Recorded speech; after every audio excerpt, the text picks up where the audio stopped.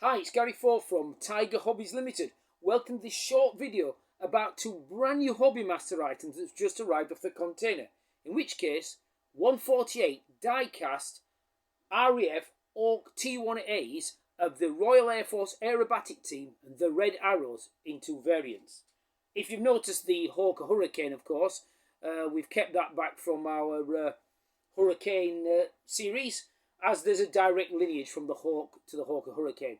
And correct me if I'm wrong, I do believe that the Hawk T1 is the last Royal Air Force aircraft in service that operationally has a lineage straight back to the Hurricane, those beautiful interwar biplanes, even back to Tommy Sopwith. So, before we go and talk about the models, I thought I'd give a potted history on the Hawk T1, originally Orca Siddeley aircraft, then very quickly British Aircraft Corporation, then British Aerospace, and then BAE Systems. So back in the 1960s, the Royal Air Force decided to do an all-jet training scheme. That means a young Royal Air Force pilot would start their original flying, maybe a few familiar flights on a de Havilland Chipmunk, but once flying training really kicked in, the first thing they would fly would be the Jet Provost. Then onto the Folland Gnat, then possibly onto the Orca Hunter for Tactical Weapons Conversion Unit, and then onto their operational aircraft.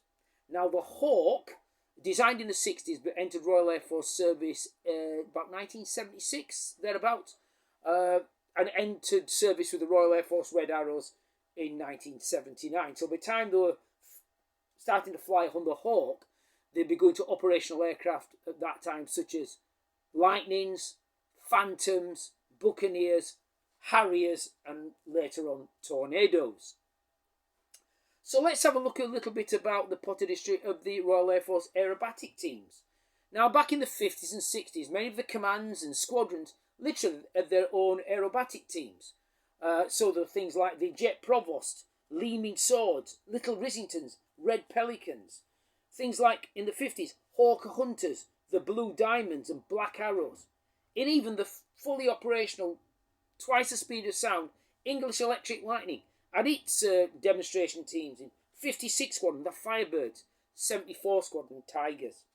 But in the early 60s, like all money constraints, they decided to consolidate RAF display teams, starting with the Fallen Gnat, this time the Yellow Jacks. Now that lasted until 1964, when they decided to paint the things red and call them the Royal Air Force Aerobatic Team, now known as the Red Arrows.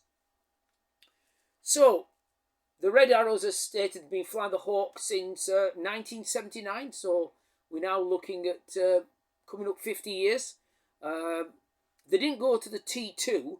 People found that strange, as they were using the Red Arrows to promote Britain. But the early T2 models suffer from unreliable engines.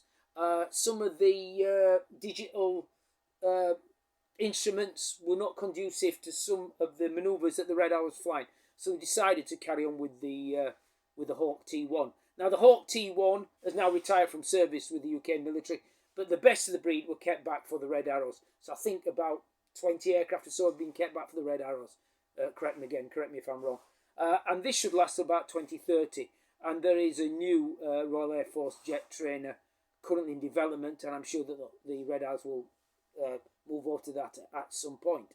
I'm sure there's been talk about disbanding the Red Arrows, but I'm sure this would be a massive mistake. If anything that says Royal Air Force today, it's obviously the Royal Air Force Aerobatic Team, the Red Arrows, so long may they stay.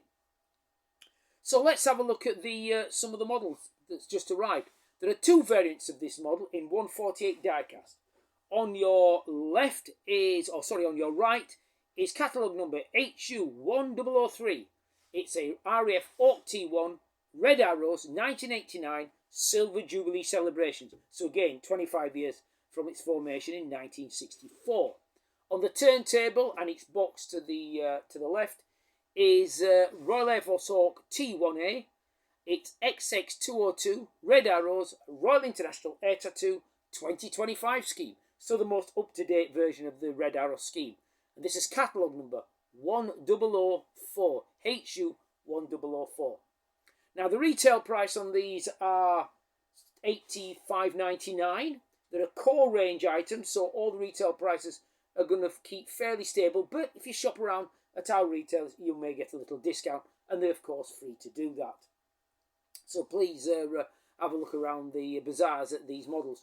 Now, they should be at our retailers within about 4 or 5 business days, no more.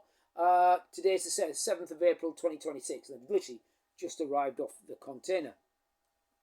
The original tooling goes back to a thing called Squadron Wings, 15 years ago or so. And there was a Red Arrows issue, but only ever one issued. But this time we've issued 2, as you can see. And I've gone for a little bit more detail on the models than the original Squadron Wings one. So what you've got here first is the crew. So in front seat you've got a Red Arrows pilot, obviously classic red flying suit. And at the back there is a crew person in a blue flying suit. And this represents the ground crew for the flying circus. Now, to be an engineer on the Red Arrows is a very prestigious appointment. And within that, they can volunteer for the flying circus. So each ground crew person is allocated to a pilot and a jet, and they fly with them to the display. That means when they land, they've already got at least 9 or 10 ground crew to do things like after-flight servicing before flight, before they take off on the display. Main engineering is at their current base at Royal Air Force Warrington, recently moved from Royal Air Force Scampton. The other things you can see is the canopy positions. So on the React one that's on the turntable, I've got the canopy position closed. And on the Silver Jubilee one, the canopy position is in the open position. And both these options are on the aircraft. The other thing you will notice is a little helmet. It's around about 1/8, 1/10 scale. I asked for an exclusive little helmet just as a free gift to our distribution. So if you buy this model from Tiger Hobbies Distribution, not just from Tiger Hobbies, but from our retailers, you will get this little helmet. If you buy your model and it doesn't have the little Tiger Hobbies logo on the box and doesn't have the helmet, it's come from overseas, and therefore we cannot provide that helmet, as we've only bought enough helmets for one for each of our models.